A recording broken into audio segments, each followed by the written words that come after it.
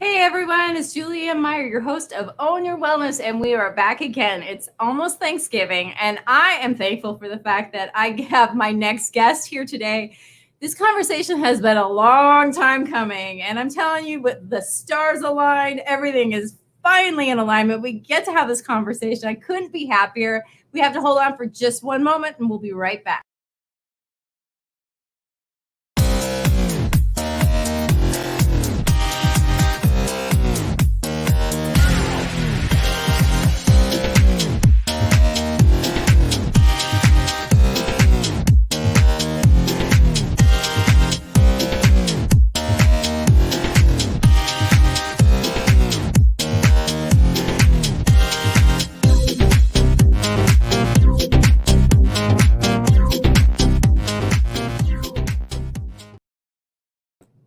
Back again. So, without further ado, I want to bring out KJ Landis. I'm so excited to talk to her. I've been looking forward to this for, gosh, months now. So, hang tight.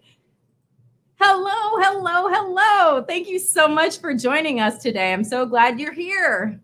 I'm super glad to be here too, because we connected, reconnected, made appointments, had issues, and now all the issues have been taken care of with tissues. So we're together. I love it. So, we talked about this before we came on here. I love it when our guest of honor has the opportunity to describe who they are, something about their wellness journey. Well, it could be hell for some people, I suppose. But anyway, I'd love for you to share with us a little bit about you. Well, in 1979, when I was 14 years old, I lied and said I was 16 in order to work at Elaine Powers Fitness Centers in Pittsburgh, Pennsylvania, because I was a member with my mom, but they didn't ask your age then. And I remember thinking, God, I could teach aerobics. And it was all the Jane Fonda series. I'm like, I can do that. So I went in and auditioned, and you didn't have to be certified at that time. And I got the job, and they loved my music. And music has always been a huge part of my life. So I made my own cassette tapes and mixes and used them and taught class. And from there, I learned how to take care of my body as I traveled around the world modeling. And after that journey, I decided I wanted to have kids. When I had kids, I decided to give myself a home spot. And I started to slowly gain weight and started to enjoy all the fruits of my labor and my labor, working in a restaurant and a hotel for 23 years, and also still teaching exercise, running marathons, but every year getting larger and larger.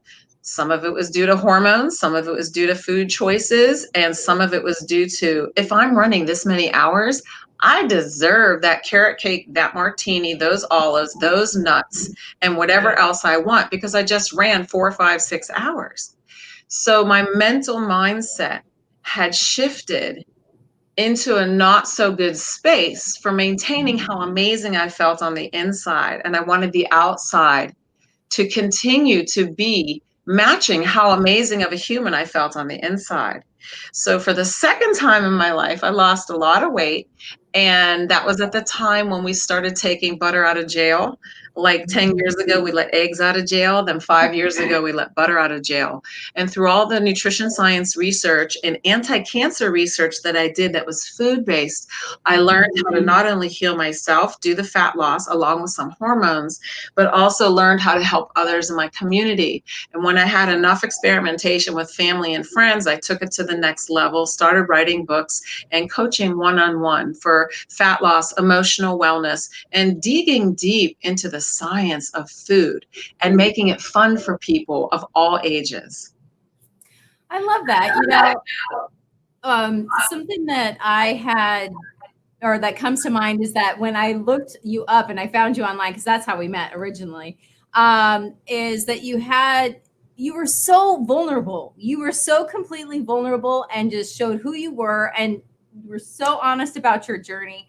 And I've done a bunch of research on you since then, and you have a way with words, and you are so generous with who you're being. And I just love the fact that you actually just said how you wanted the outside to match your inside, because I had that same experience. So I can totally relate to that. So I'm just curious, what exactly did you do for yourself? Because things had to change in most, I mean, you already knew what to do, what to eat and all that, but your mindset had to change. So how did you create that? I find that when you want to change your life, even if it's for the better, in your close circle of friends and family, there are people who are not ready to go on that journey with you. And without them even meaning to be harmful, they try and sabotage your efforts. And for me, it was learning how to block those individuals from my life, from my social circle, from my communication for the time being until I got strong enough. And I reached out to a life coach and a fat loss coach who would be able to guide me through the whole process without me having self-deprecation, the negative Nancy's, I call them, in the back of my head saying, everybody in my family's fat, everybody in my family's had cancer, everybody in my family has had gastrointestinal issues, everybody has hormone issues. So I'm just going to play the victim. When I stopped playing the victim and decided to take control of my destiny, I was able to say no to the people who were trying to sabotage me. And that's when the shift happened. I love that. There's somebody else recently that said when he was trying to grow his business, Preston Smiles, I got to give him credit. Preston Smiles. He said there was people in his life that he had to cut out for a time being so that he could focus on his business, because exactly what you said, it was that he needed to be strong and focused on what he needed to do until he was strong enough to invite them back in. So I love that it's not a you're cut out forever, and it's just until you're there mentally where you can be around that and it not affect you so much. A lot of people feel like they have to cut people out forever, and that's just, or they have to change too, instead of just letting people be who they are. So I think that that's an important distinction. I'm glad that you were able to make that for our audience. It's not easy in this No. day and age, especially when most of us are sheltered indoors. So far I've been laid off from 4 jobs. I still have 2, but it's on call and individual. And I Mhm. still have my writing, which is part of my healing process is writing. And I find that if we give ourselves the opportunity, sheltering within can be sheltering within, sheltering in place, literally taking those words at their face value can be a gift to ourselves. I love that. So I'm curious, when you say you lost 4 jobs, is that since COVID or Yeah, because since of? in March 16th, I was laid off from 4 jobs. And I was so happy. Like, I was like, whatever, this is time for me now. How can I mean, I'm 55. So when in my life am I going to pretend that I'm retired, but be young enough to enjoy every minute of it? And I didn't have a freak out. Of course, there's the underlying anxiety, underlying stressors of, the rent and the bills. And I learned that I could really live without Whole Foods and Ross Dress for Less. I love that. That is so well said. It's a beautiful thing because it's kind of interesting when you realize what you have to have and what you don't have to have in your life to be okay and to actually even be better. So I love the fact that you weren't a victim in your own mind. You took it as an opportunity. And then it's easier for other things to come along when you're in a positive mindset. So might as well enjoy yourself while you can, like you said. So Yeah, I see it as a sanctuary of sorts. So every month my parents were super duper collectors, like, and my whole mother's side of the family. Sometimes you have to get through the house and there's boxes of just stuff. We call them in Yiddish tchotchkes. I oh did yeah. want to be committed to all the stuff in my life. So in my life, every month I've always gotten rid of things every month. And I always leave one shelf in one room or one table or desk or dresser completely empty to represent space, a sanctuary, and a space to hold new things or new opportunities. So it's just that open space one empty shelf in your closet and just holding it there, maybe just put a candle there or something. You don't even have to light it, or something, a crystal, a present, a birthday card, something that means something to you, to allow new things to come into your life, whether they're tangible or intangible. And I think that's been super helpful. And I encourage everybody to do that. Empty out one spot in their home that remains empty. I love that. I do that too. So I definitely understand that. It is. I mean, if there's no room for anything new, then nothing new can come in. So, and then energy should flow anyway. Right. So, if you're hoarding it all, then it gets stagnant. Um, somebody that I interviewed a while ago, his thing was Chris Salem, and I'm going to quote him because what he said was amazing to me. And it was that to, give without restriction and receive without resistance. And I thought that was so beautiful, because how often can we not even say thank you when somebody gives us a compliment, especially women? It's just or just to give without any expectation of anything in return. I love that philosophy. That's really a great quote. Isn't it? I love that. He's a pretty cool dude. But anyway, we're here to talk with you. So I would love to tap into the subject of the pandemic, because that is what we're focusing on. And especially with the holiday coming up, a lot of people, they aren't able to spend it with their loved ones because travel's not an option, or for safety issues. What would you recommend for people to not get down in the dumps? I say, if you're down in the dumps and you're not feeling really connected to those who you love the most, or in your circle who you would typically spend time with, handwrite them a letter. How often do we text? Do we put off an email? The mind, connecting through the body, through the heart, out the arm, and in the hands, and physically writing somebody a card or a letter. It's so rare these days that it is magical, it is potent, it is impactful in other people's lives. And when you start doing that, you find that other people will want to respond in kind, and it creates the energy that you want, the love you want, the family feeling you want. I call it, you're weaving the tapestry of your family circle even tighter, in your friends circle, in the people you haven't seen in 20 years, and you made this plan to go on a holiday together and now you can't do it. Write a letter from your heart. I love that. It is a lost art. Yes. Definitely. That's beautiful. So I know that you've been able to spend some time with your family. What else have you done to keep yourself? Actually, let me ask you a better question, because this one I love and it's my favorite, and I'm afraid I'm going to forget. I love to ask my guests, what are your non-negotiables, or things that you do to keep yourself mentally, spiritually, and physically fit on a daily basis? Mentally, I meditate. And I don't think people consider meditation a spiritual thing. It's a mental wellness thing.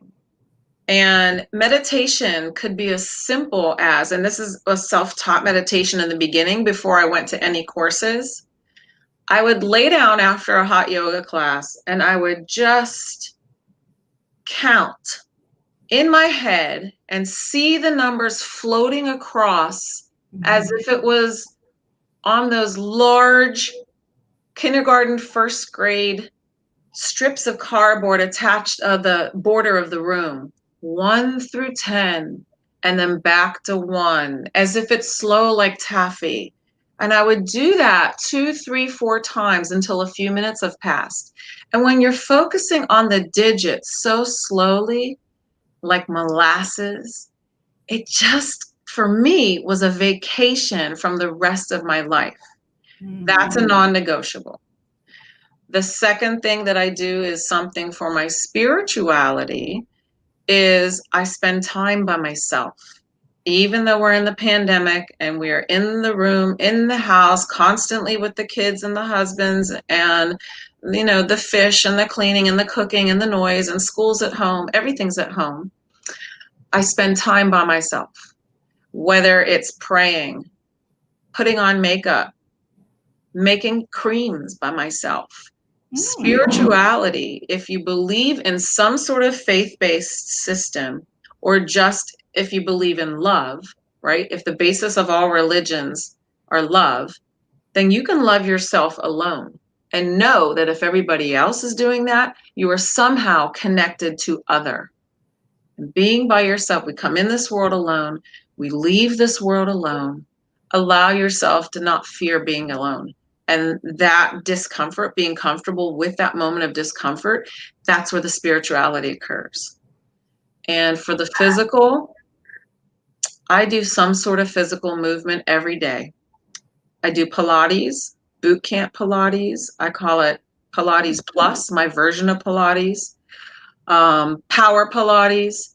I go on hikes. I think it's very important to go outside and be one in nature, even if you're living in San Francisco, even if you're in New York City. Identifying the different kinds of trees, flowers, architecture. You have to remember a lot of the buildings, they came from trees, right? A lot of the buildings are brick. Brick comes from the elements of the earth, mineral. You're still being grounded and in touch with the elements of the earth if you go into nature, and that affects all five senses. When you think about it, for me anyway, if everything is broken down into molecules and then atoms, and then the subatomic particles of protons, neutrons, and electrons, whether it's a piece of plastic or a human being or a plant, we're all basically made of the same stuff. So let's get out to more of that stuff, and we can find the connections between that stuff. So it becomes physical. That's my physical wellness, but it also relates to the mental and the spiritual because it's cyclical. It really is. Nobody lives on the island by themselves, or there's always everything affects everything else is what I'm trying to say. So it's kind of like putting a cake together. If you forget the sugar, it's not going to taste the same. Yeah. So if you only take care of, say, the physical aspect of yourself, it doesn't mean that you're healthy and well, because you're not taking care of the other parts of you. You're a whole being. Right, multifaceted. Enjoy all those facets, right? Exactly. Sometimes you want to put all your jewelry on in one day. And if, you're our age, you get the chance to play with that. If you have kids, if you have little kids, I have a grandnephew who's 4. One of my favorite things to do is, because I am physical and I take care of that part of myself, I take him to the park when everybody else in the house is too tired. I'll go push him on the swing. We'll go for a hike through the dead sunflower fields because I can. And, I think connecting to the youth and helping a stranger is such a wonderful thing to do, especially during the holidays. Even sticking a quarter in somebody else's meter at the parking, when you're parking, you'd be surprised how that affects people for a long time. It's funny that you mentioned that, because even today I was shopping, and you're supposed to stop for pedestrians as they're crossing in front of you, because it was like a little shopping mall. But I did. And I mean, because, well, I was going to anyway, but they're like, no, go ahead. And I was like, no, you. And it was just made their day that I was willing to wait 2 whole seconds to let them Yeah. cross. Yeah. And, it was It's the little things, truly. it really is. And it's just, you don't even have to tell anybody about it. It's just, it's for you. But I like to share little things like that sometimes, because people don't realize that it really takes something as small as that, and you can make somebody else's day. And How is it for you now wearing a mask, going into all the stores? Is it getting easier to read people from here, or is it getting more difficult? It's easier for me. I've always looked at people's eyes, though. So to me, it's not really ever been a problem. My issue is trying to smile extra so that my eyes smile. Those little crow's feet. Right. So There's people always can coconut oil. Exactly. So what about for you? Did you notice a difference? In the beginning, it seemed that everybody was stern and just on their phones. Yeah. And there was a lot of loss of connection, especially waiting outside the grocery store in a line 6 feet apart. And then as time went on, after the first 3 months of the pandemic, Mhm. I began telling people, especially the security guards keeping the order outside the stores, I'm smiling at you underneath this mask, and I want to thank you for your service. Oh, I And the love more you do that, the more they'll feel your smile, whether or not you have a serious face or not.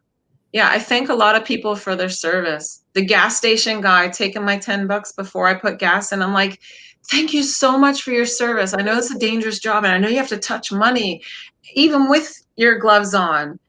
Everybody's at risk. Thank you for your service. Tiny things like that. The garbage man, he came at 9 a.m. today instead of 4 a.m. I was on my way to go do something and I was like, thank you for your service. And he's it. looking around like, who am I talking to? This lady's talking to the garbage. Yeah, it means a big deal. And even after the pandemic, can't we continue all that juicy goodness? Why not? It's free.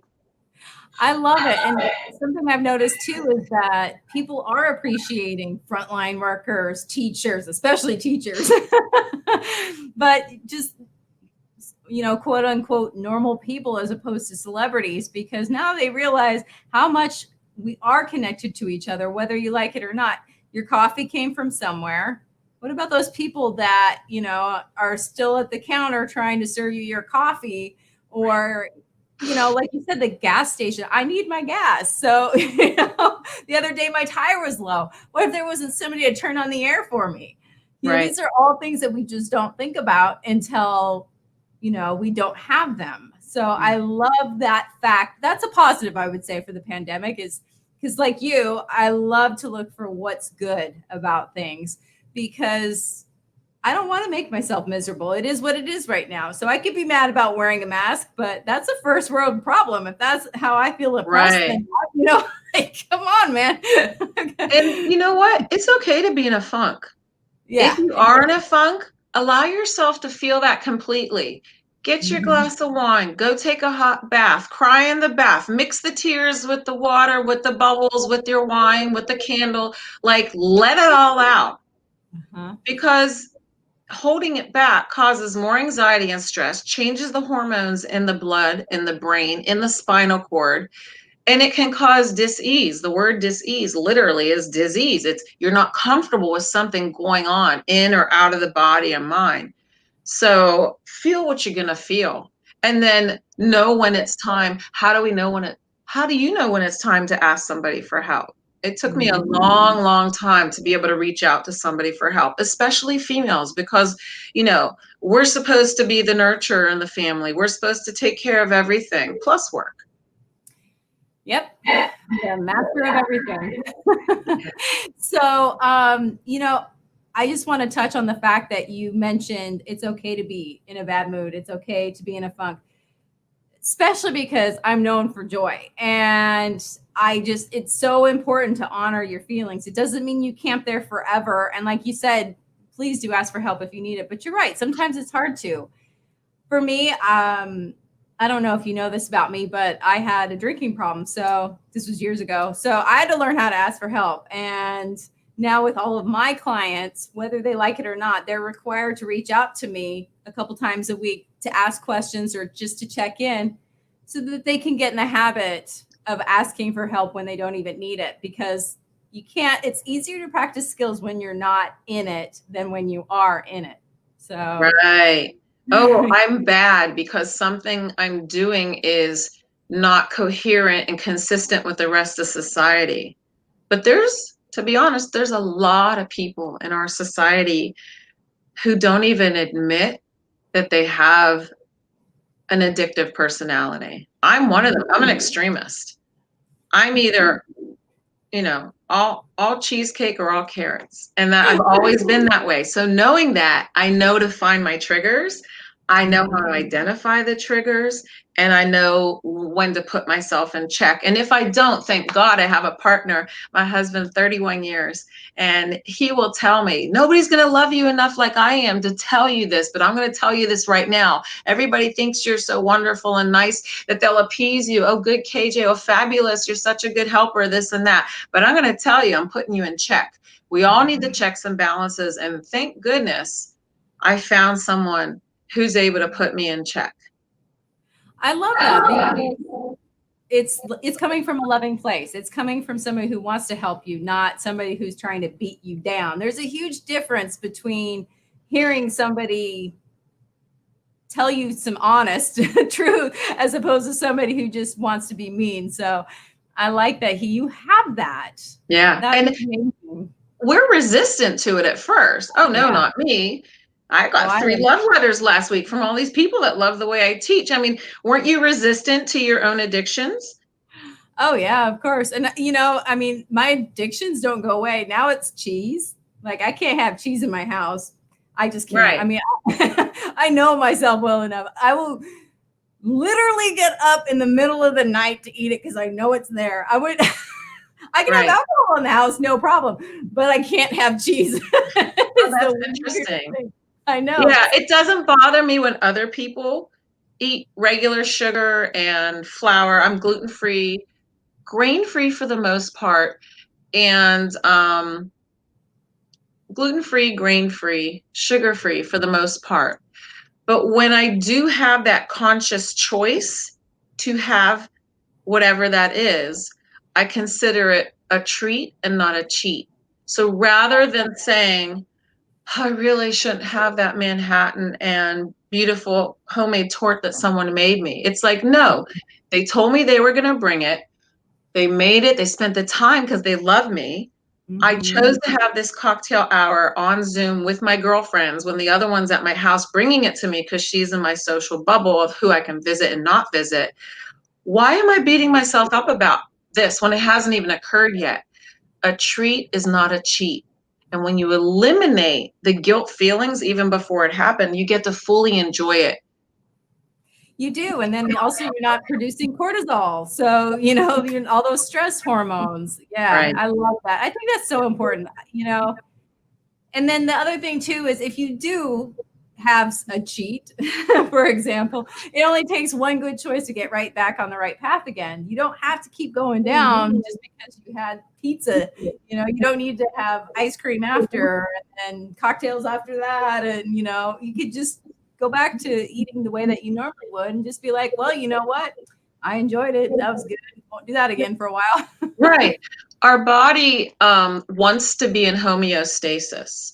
Homeostasis means it wants to be in a constant state of repairing, healing. The status quo is health. So if you are a super healthy individual, or even if you're a super unhealthy individual, and then you make that one shift or change to the other side, within a few days, your body will renormalize itself into that status quo because it's always trying to get to that balance. That balance is homeostasis. And yeah, there's a lot more head games we play with ourselves than other people play with us. That is very well said. I love it. I'm going to take this moment because we kind of have a little break in time and we are going to go to commercials and we'll be right back. Okay. Thank you. Oops, sorry. I didn't mean to cut her off right mid. Thank you. But look at me. Anyway, before I forget, I want to say thank you for joining us. You guys know that I have this awful habit sometimes of forgetting to say hello because I get so enthralled in the conversation. And today it's good. It's better than I could have even imagined. So hang tight. We'll be right back after these commercials. 3, 2, 1, 0. 1, 2, 3, 4.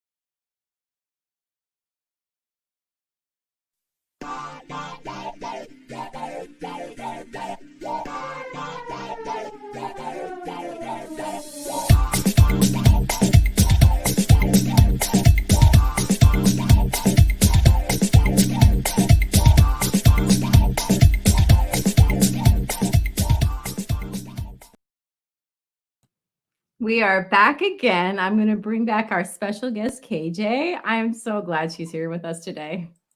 Hello, hello, hello. Welcome back. I really like your commercials. I was like, oh, I better write that one down. I better write that one down. Thank you. I appreciate that very much. So, while the commercials were playing, I was thinking to myself something that I'd love for you to talk more into. And something that I noticed is that, well, one, you work. Two, you're a mom. Three, you're a wife. I'm not in any particular order, but four, you're also a human being. And the fact that you do not get stuck in one title or a role and you honor your friendships, I'd really love for you to touch on that, because especially with things the way they are now, and especially women, I've noticed we tend to get stuck trying to be something for other people instead of being for ourselves. How can I put this? As a child, I liked so many things that I was always called a jack of all trades, master of none. And I saw that as a put down. I like knitting, so I learned how to knit. I watched somebody else knit. I like sewing. I asked my mother how to sew. I got into sewing. I love singing. I was in choirs from kindergarten all the way through university, even performed in Europe singing. Giving myself the opportunity to dig deep into any passion, even now. Well, you're a life and wellness coach. What does that mean? Do you only do dieting? Do you only do fat loss? When do you have time for your friend? And it's like, wait a minute. If we always say we are mind, body, and spirit, we are multifaceted human beings, how do we make the time for all of that? Well, when you're sitting in the car and you're in traffic, stuck, instead of listening to the radio station, sometimes I'll listen to an educational podcast or a book on tape in something that I had. Once I get an idea, I have to do the deep dive into research. And I've done a lot of work with foods that are healthy and healing as cancer treatments. And they assist Western and Eastern, or Latin America, South America, and North America. And if I fall into those exuberant feelings of, I got to find everything about this as I can, it gets me joyful, it gets me giddy, and I'm just going to do it because I can't help it, right? When you're in that zone, you have the time for it. I always get to work at the Hilton. Right now I'm laid off from the Hilton, but I'm a server in the restaurant for 23 years in the evenings. I always have to get there an hour early. That's just the way I am. And before my parents passed away, I would talk to them and put on makeup. Now I do research. I got books from the library. I'm doing books online and blog because I have that hour. So there's always time for the things that you want to take time for. People say, I don't have time to exercise. I work too many hours in the day. And I say, when's the last time you brushed your teeth? Oh, I brush my teeth twice a day at least. Do you floss? Sometimes yes, sometimes no, but I always brush my teeth. Well, you make time to brush your teeth. That's time you can develop for one of the multifaceted things that are a part of you. Call that friend you haven't talked to in 3 weeks, but you want to. Read that magazine article. It only takes a few minutes. Listen to that song from your favorite artist that just came out that you haven't experienced yet. Devoting yourself to yourself allows you to have more energy later to devote to other people without resentment. That is really well said. I love that. And it's true. And it's kind of funny when you start figuring out your day, how much time you spend doing nothingness. At least for me, that's why I don't have cable TV anymore, because that was huge time suck for me. I don't, I have, what's it called? Time limits on my cell phone, so I can only be on Facebook for X amount of time or whatever. I took most of it off my phone actually, because I was spending, it was like I'd pop up after the eyes glazed over an hour later, and what did I really do with that time? And yet I don't have enough time to exercise. Yeah, Right. I did. Right. I just wasted all this time doing something I could care less about, just because I wasn't paying attention. So, But then again, if you need that like day of just nothingness, that's yes. okay too. I recently went to visit a friend And she said to me quite plainly, "I'm an indoor cat." I was like, "What?" She's like, "Spend the day with me." I don't have cable, so we watched this TV show that I got sucked into because I made a conscious decision, wasn't going to work out, Mhm. was going to sleep in, and was going to lounge around without it being a spa day, without making myself, oh, if I'm going to be home, it must be a spa day, and I'm going to do my nails and my toes and my face and this and that. I became an indoor cat, and we watched, I don't know, like 2 seasons of this show called The 90-Day Fiance Before the 90 Days. And I had never even heard about this show. I'm like, what? What is it? And I totally dug in. I put my butt deep in the couch and put the blanket all the way up to here. And we did nothing but giggle and laugh and give into those moments. I love the term indoor cat. That is going to be my new favorite. I feel like doing that. So, yeah. Because I'd And never done that before. oh, I have. And I enjoy every minute of it. But I've always had a negative connotation with it as being lazy. And so I've never really fully been able to enjoy that time, even if I'm planning for it. So now that I have a new term, Right.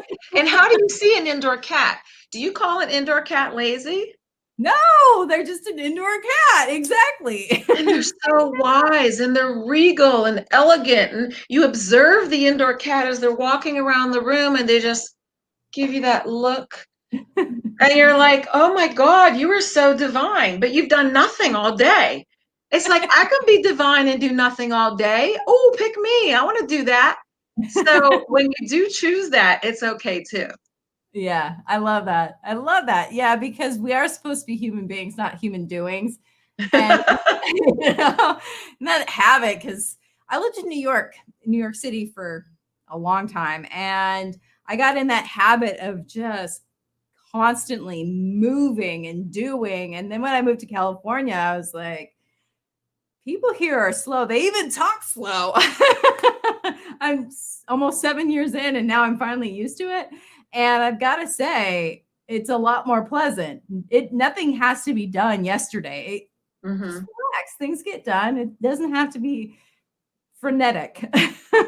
When you pass away and you're on your deathbed, if you get to realize it and be aware of it, do you really want to say, oh, I wish I would have done one more spreadsheet before I go? Oh, I really wish I would have checked my grammar on my term papers really a little bit more before I go. I wish I would have done more cleaning, more this, more that. You know? I mean, talking about looking about at the positive side of things, I've lost a lot of people that are really close to me, a lot of family members and like good friends, that sort of thing, boyfriends, you name it. And the thing is that really taught me to just appreciate everyone and everything and every moment that we have. So, I'm the kind of person now where I'm like, it's not that big of a deal. Like if somebody cuts me off in the car, that used to make me so angry. But first of all, I don't know what's going on with them. And second of all, they probably didn't even do it on purpose. And third, why am I getting worked up over this? At the end of the day, am I even going to remember? And if I am, what am I really focusing on? So it's such a good teacher to just appreciate, even if you're not doing anything, just to appreciate those moments of being. How do you deal with bereavement? It kind of has depended on who it was. The last couple of people, the last like 3 people that passed away, I would say I was working in addiction recovery. So I was surrounded by grief counselors. And so I went to them. And then also, I just really honored crying for the first time. When I needed to cry, I would go and cry and let it out and then go back and be okay. So I learned to ride the waves. I was okay. I learned to accept, and appreciate those moments instead of feeling guilty for being happy. I appreciate them. And, and then also understand when I'm not happy or I'm feeling sad, that those moments don't last forever either. So, those were good things for me. And then also journaling was fantastic, and being in nature is number one. If I can go for a walk and exercise as well, or just be outside, it always boosts my mood. Plus, movement, get those endorphins going. It helps a little bit. Right. Yeah. Right. Makes a big difference if we Yeah. allow ourselves to just go through it. And there is no getting over it, right? No, Because things are just their different. energy's still with you.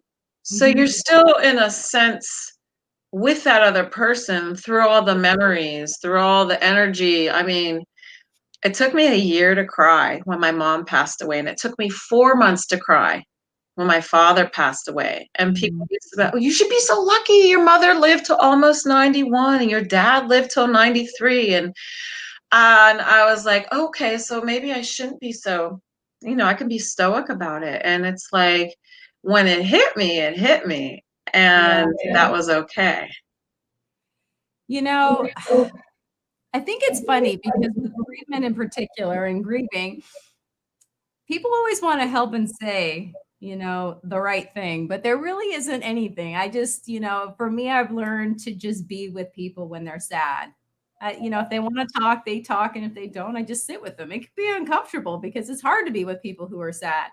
But it if that alleviates some of the pressure on them, and if that makes it easier for them to just walk through that, then why wouldn't I be there? So, I've been very fortunate to have people in my life that have always been with me so that I wasn't going through anything alone, even though people of significance in my life have passed. There's always been somebody there to help me walk through it. So, you know, Yeah. I get to Yeah. see the We're very best. lucky. Both of us are lucky in that way. Yeah, exactly. So I would love, and this is totally off topic, but actually it's not because it's love. I read something that you wrote about how you met your husband, and I would love for you to share that because I think it is such a wonderful story of Okay. faith, even, and taking chances. I had just moved to Los Angeles, and there's a company that used to be in business for makeup called Max Factor. They're owned by Revlon. And I was a finalist in the Maxi Makeup Max Factor contest. So I decided to stay in LA, and I was very close friends with the chef of the restaurant because when you get a modeling agency, that doesn't mean you're going to work right away. So you have to get another job.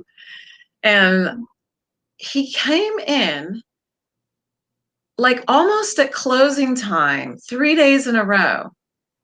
And the chef and he were best friends, but I didn't know that. And he sat in the booth. And the first thing that he said to me when the chef introduced him to me was he took my hand, he looked in my eyes, and he said, "I don't want to know you as an average human being would want to know you." And I thought, well, geez, that's either the most beautiful thing and original and honest anyone has ever said to me, especially a man, or it's the biggest line I've ever heard. And this is LA, so I know everybody's got lines. So I hid behind the cashier stand and just didn't know what to say. So I challenged him. And the next night, I invited him to go out reggae dancing with the entire staff of the restaurant at 11:30 at night. And he took me up on it.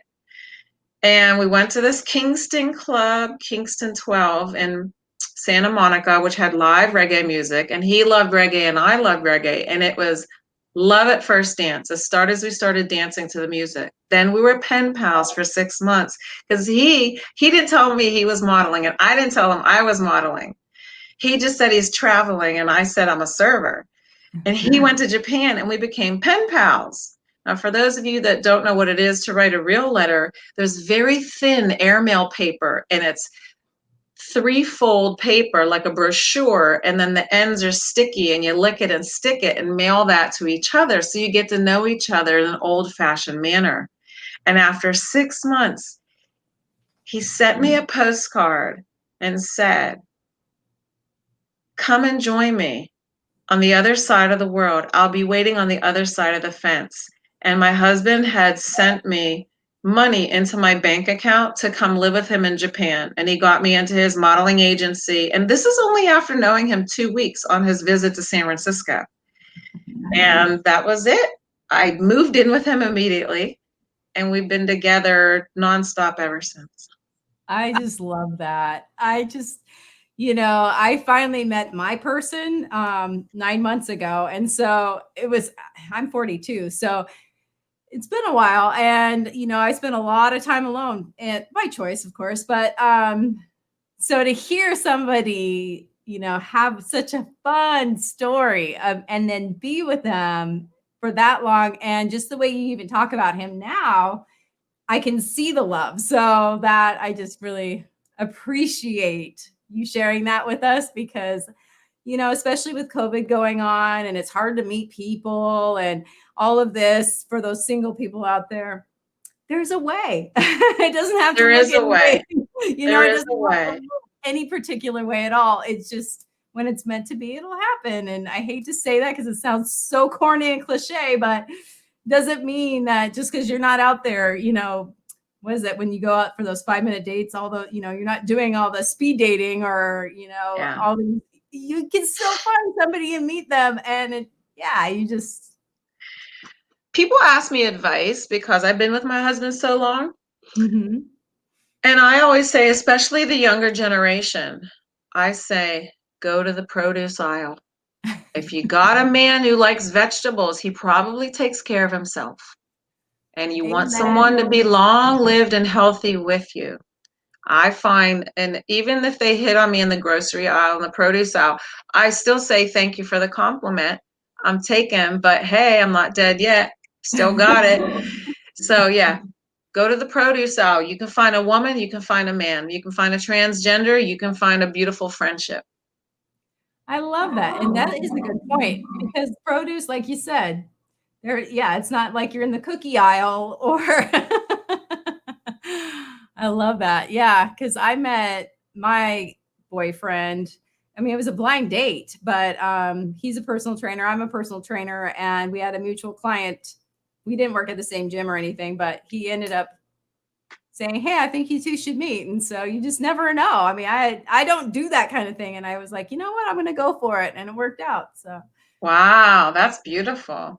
yeah, you just never know. So I just want people to know that even though times don't look as they have in the past, doesn't mean that life stops. Who cooks better? You know, that's tough. I think we're both really good at cooking, but I'm a baker as well, so that's where I've got him beat. So I'm perfecting.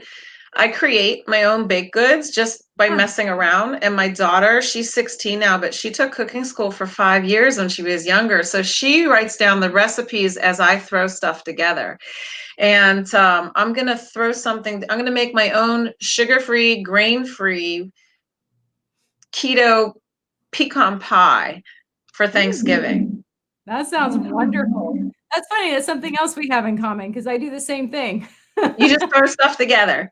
Yeah, I'm like, I'll add a little more of this. And that's how I actually did my own little treats business for quite a while. Just stuff that would be like, hey, I want to try this, but I want it healthy. So I would just come up with something.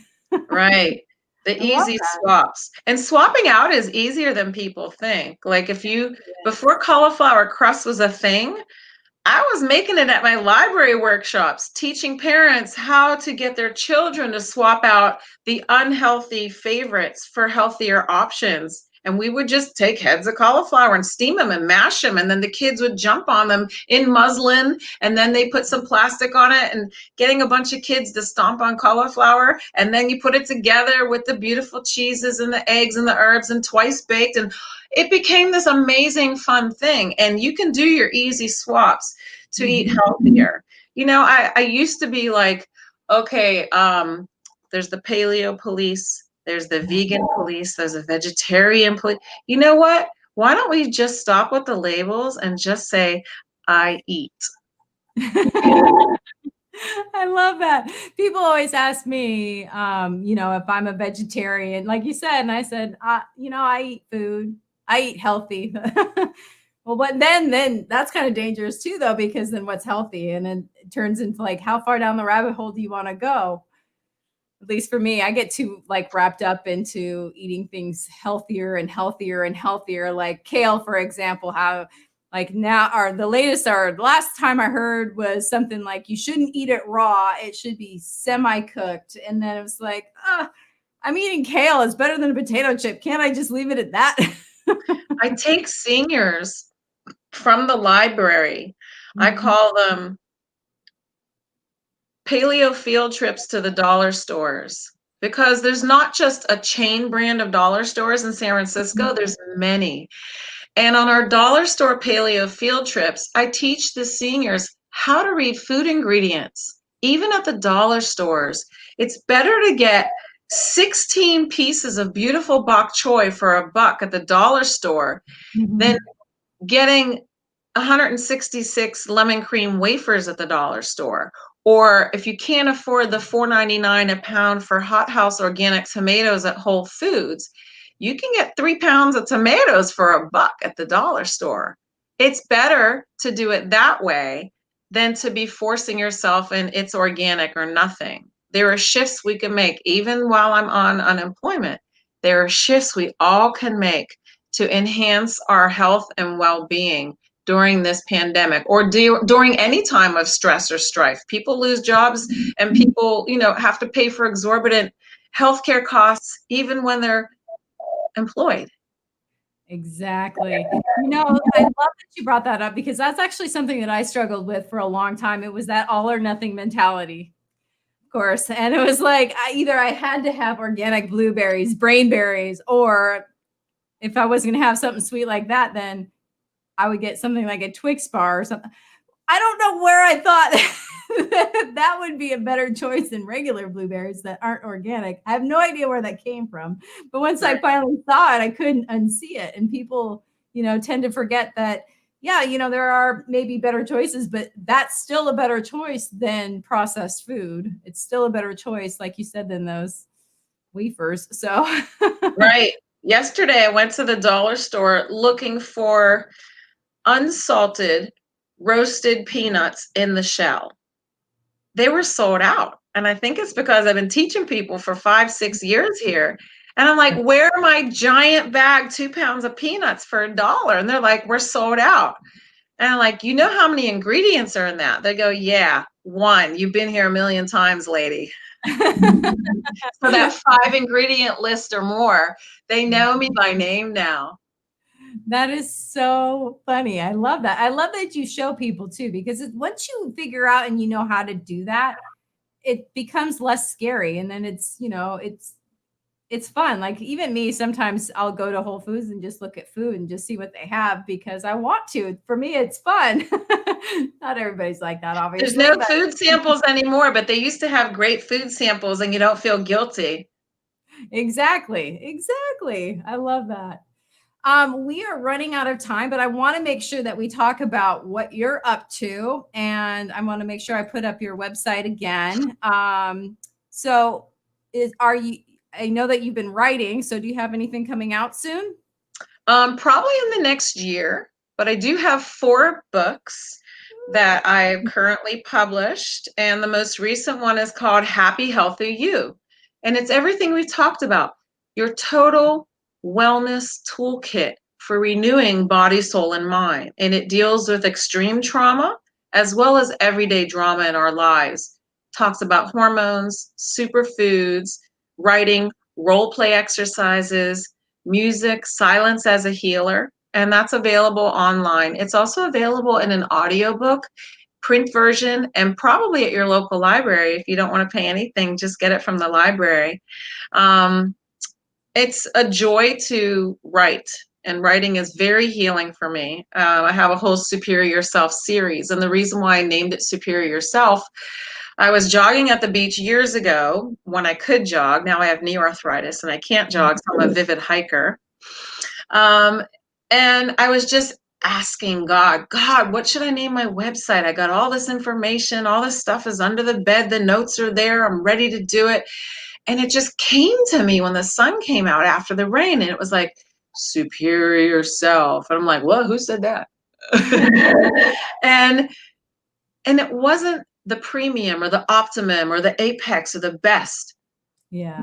Everybody can be superior to what we were an hour ago.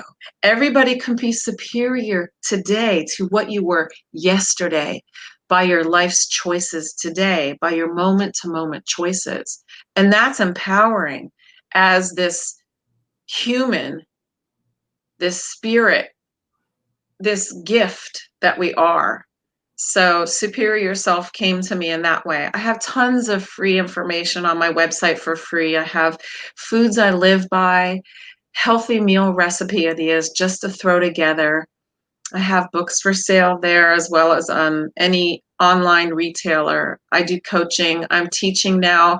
Now that the hot yoga studio is open again, I'm teaching a 90-minute hot yoga series at Hot Yoga Plus in Daly City.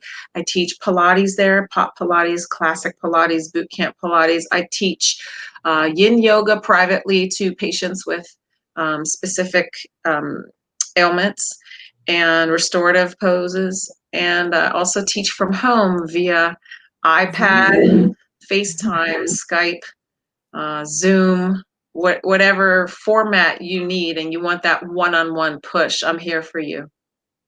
I love that. And I'm glad you're a jack of all trades, because you are able to offer so many different things. And I know it's just over, the ether right now, but I can feel the love that you have. And I know that that will translate as well to the audience. Thank So, you. yeah. I love everybody. Yes. Oh, that's If so I amazing. could have a church, it would be called KJ's Kooky Church. Because I'm goofy as hell. Sometimes we say bad words in class. Why not? I love that. Don't take yourself too seriously. Why not have fun, right? Yes. Life is serious enough on its own. We don't need to do all that business. Right. There's always challenges, but how do you meet those challenges? How do you react? Exactly. Exactly. Well, KJ, it has been such a pleasure. I am so glad that we finally got to connect and see each other face to face ish. Ish. And I'm definitely looking forward to our next conversation as well. So I'll make sure that, before I forget, everyone, you can also reach me at Own Your Wellness at e360tv.com. Let's see, you think I'd have that by now. I don't. If you have any other questions for me as well.